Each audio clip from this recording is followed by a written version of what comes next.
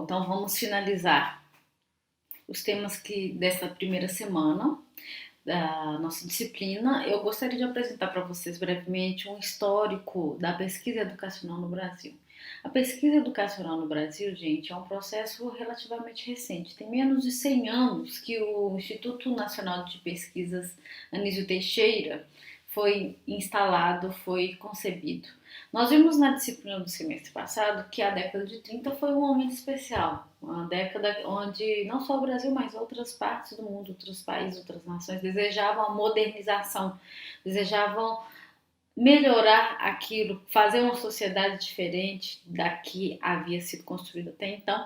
E este Instituto de Pesquisa, Anísio Teixeira, ele tem um objetivo muito claro, que é desenvolver pesquisa educacional na área de pedagogia e psicologia.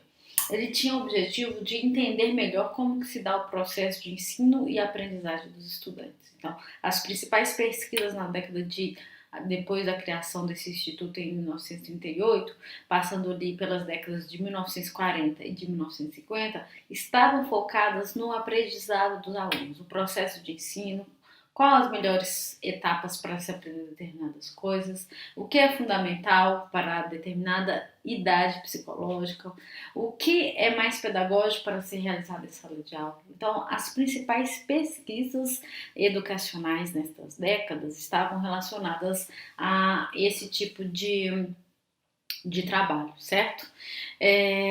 Na década de 1960 até 1960, a nossa sociedade brasileira é marcada pelo início da ditadura militar.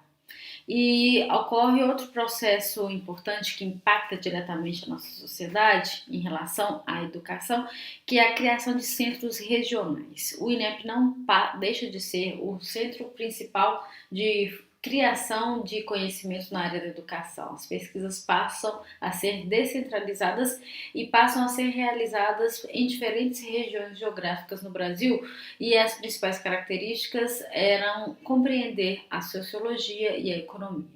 Esses estudos visavam o quê? Visavam compreender quantitativamente quem estudava, qual a faixa etária das pessoas que estavam estudando determinada série, qual a porcentagem de pessoas que tinham acesso à educação, por que não iam na escola, o que elas aprendiam. A escola, gente, nessa época da ditadura, a educação tinha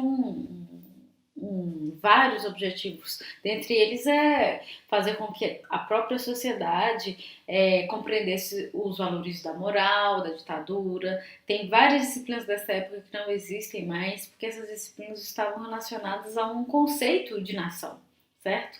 Então, mas para saber o que essa nação pensava sobre ela própria, a gente precisava conhecer quantitativamente a educação em diferentes regiões brasileiras. Então, as pesquisas se centravam, se focavam em conhecer esses processos dentre as diferentes regiões geográficas brasileiras, né? Bom, então a gente passou aí de ter pesquisas relacionadas à psicologia, aprendizagem, pedagogia, e passamos a ter estudos mais econômicos, estudos mais relacionados à sociedade brasileira. Isso até a década de 70. A partir de 1971, nós temos a implementação de programas de pós-graduação em educação em diversas universidades brasileiras. Este foi um momento muito importante. Por quê?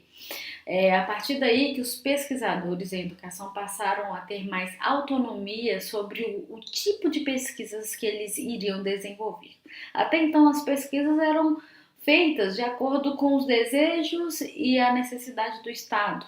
Os professores não tinham certa autonomia para desenvolverem outras ideias, principalmente ideias que iam contra a ditadura militar.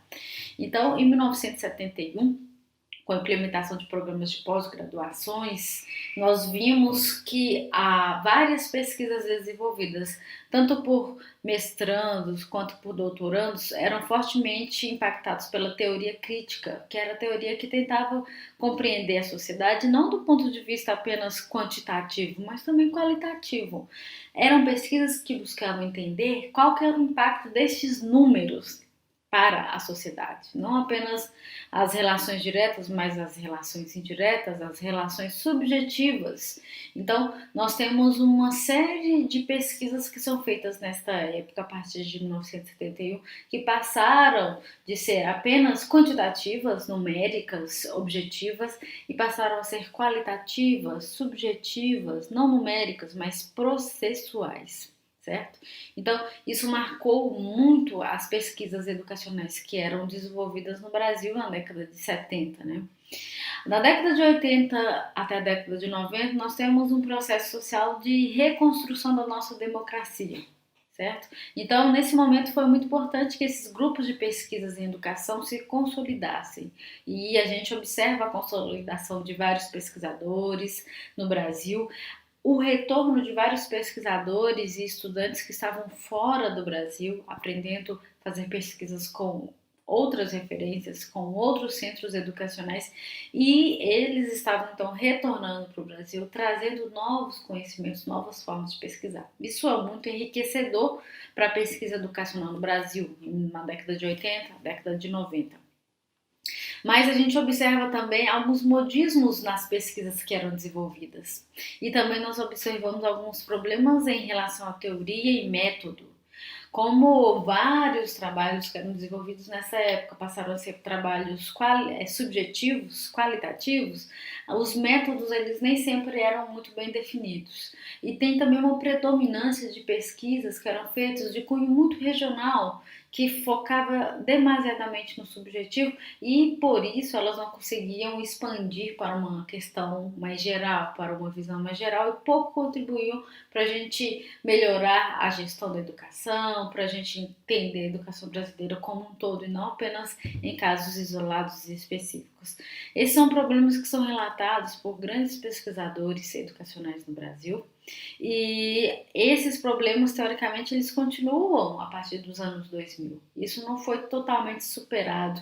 Nós observamos sempre alguns temas que são pesquisados pelos mestrandos, pelos doutorandos, mas a partir do ano 2010, da primeira década de 2010, lá 2009, 2010, a gente começa a superar essa dicotomia pesquisa quantitativa e qualitativa. Então a gente vê o retorno e o retorno não apenas de pesquisas que consideram não apenas as questões subjetivas, mas também as questões objetivas. Nós também vemos reacender levemente esse debate sobre o método e as teorias que embasam a pesquisa educacional brasileira, o que é muito bom.